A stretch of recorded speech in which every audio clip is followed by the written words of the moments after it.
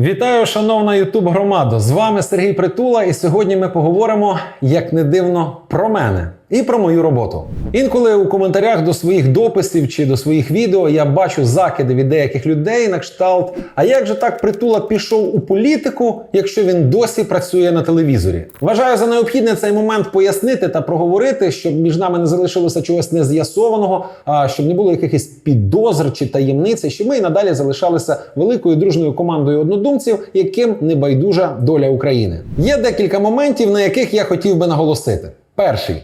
Так, я працюю на телебаченні ведучим та креативним продюсером. Взагалі, у мене раніше було більше робіт, але для того, щоб займатися політикою, мені потрібно було десь знайти багато часу.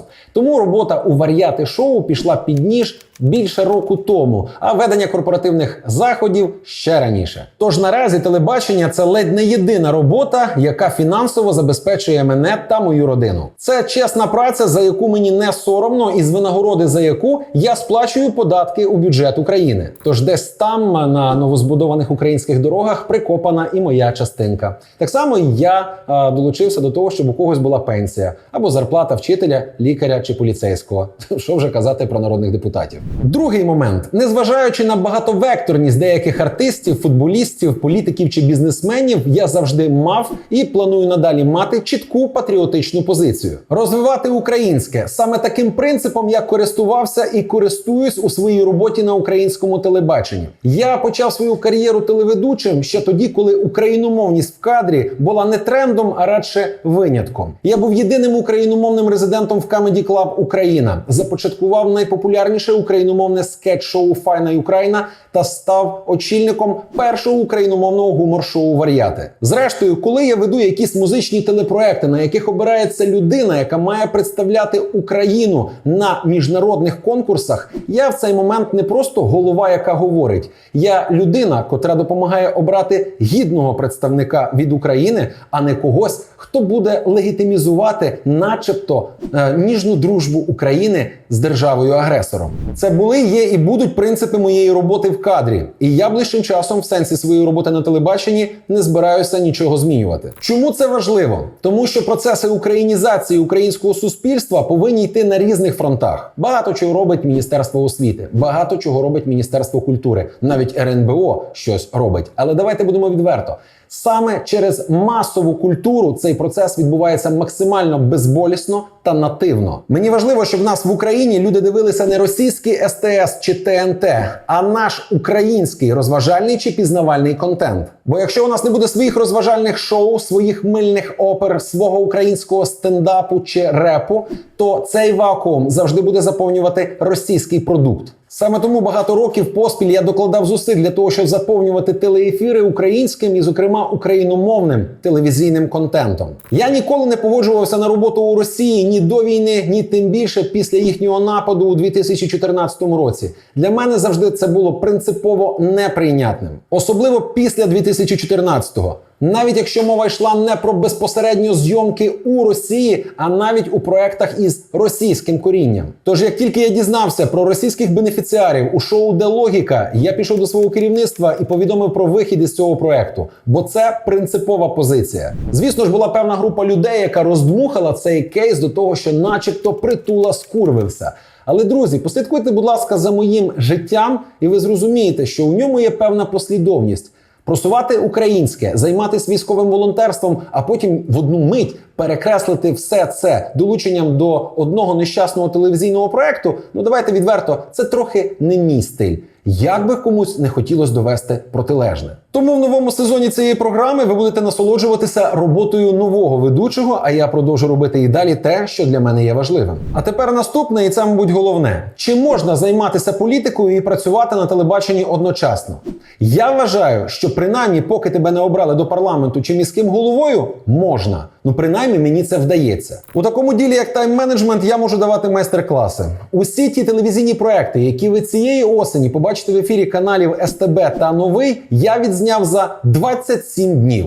Це менше, ніж щорічно українські депутати витрачають на відпустки. Весь інший час я присвячую поїздкам по регіонам, зустрічам з громадськими активістами, співпрацею з тими командами, з якими я співпрацюю останні 2 роки, зустрічами з мерами українських міст та іншими людьми, які мені цікаві на перспективу. Окрім цього, є ще час для того, щоб, наприклад, записувати ось ці відео, через які я намагаюся вам переказати свою візію. Залишається час ще й на волонтерську діяльність. Забув сказати, що моєї зарплати на телебаченні вистачає не тільки на забезпечення моєї сім'ї. Зі своїх заробітків я щороку докладаю немалі суми до своєї ж волонтерської скарбнички, з якої відбувається допомога українській армії. Я фінансово утримую реабілітаційний центр, який надає психологічну допомогу ветеранам війни у місті Тернопіль, а так само докидую гроші на рахунки благодійного фонду, який створив минулого року і який займається хорошими справами неармійського характеру. І тут мені кажуть, що не можна одночасно займатися політикою і працювати на тебе.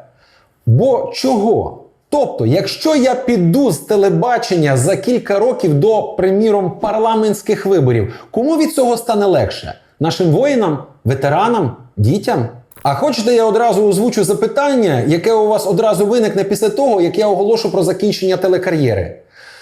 А за який кошт він живе, якщо у нього немає роботи? Може, він продався якомусь олігарху? Так, звісно, коли я буду обраний народом України на якусь відповідальну посаду, для телебачення в моєму житті місця не залишиться. Доведеться попрощатися із глядачами і з головою поринути у політичне життя. Тому що для сумісництва тут місця немає. І цей момент точно колись настане, адже політикою займатися я вирішив всерйоз і надовго. Але поки що, для того, щоб йти з телебачення, я підстав не бачу.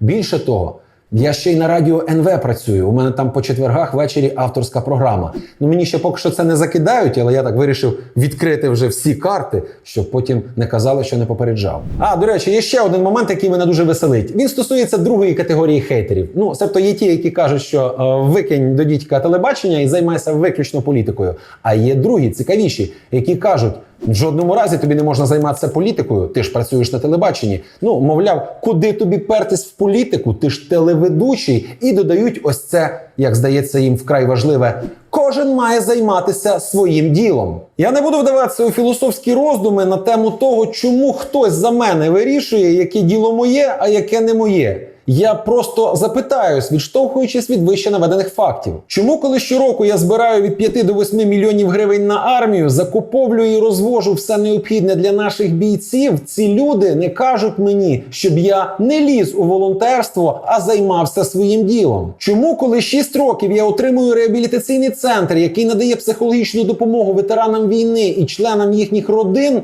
ці люди не кажуть мені, щоб я не ліз сюди, а займався своїм ділом? Чому, коли я ремонтую дитячі будинки, опікую сиротинцями, допомагаю центрам реабілітації онкохворих дітей чи дітям з аутизмом, ці люди не кажуть мені, щоб я не пхався сюди, а займався своїм ділом? І тільки коли я заходжу на територію, де своєю появою я викликаю тотальний дискомфорт у тих, хто хоче, щоб в українській політиці нічого не змінювалося роками, вони так сильно збуджуються і починають розказувати, кому чим займатися. Це вам не попахує подвійними стандартами? Друзі, ну відверто це дуже смішно. Тому що, як мінімум, звужувати мене до виключно телебачення – це трохи примітивно. 8 років тому я б не відрізнив тепловізор від приладу нічного бачення. 6 років тому я й не здогадувався про важливість супроводу профільними спеціалістами ветерана війни. А 2 роки тому, до ковіду, я поняття не мав, що таке кисневий концентратор. Але коли в житті держави з'являються форс-мажорні обставини, тобі доводиться дуже швидко вчитись та перекваліфіковуватися. І я дійсно швидко вчуся. І станом на сьогодні я забезпечую та закриваю дуже багато важливих питань, у яких непогано петраю. Так, коли я відчуваю певний брак знань, я не лінуюсь вчитись. У мене є вища фінансова освіта і диплом магістра. Але коли я бачу, що мені бракує навиків державного управління, то я не цураюсь, а цьогоріч поступаю на магістерську програму з публічного управління та адміністрування до Українського католицького університету. І ще одне. Підкажіть мені, будь ласка, а де у нас у парламенті сидять депутати з дипломом депутата?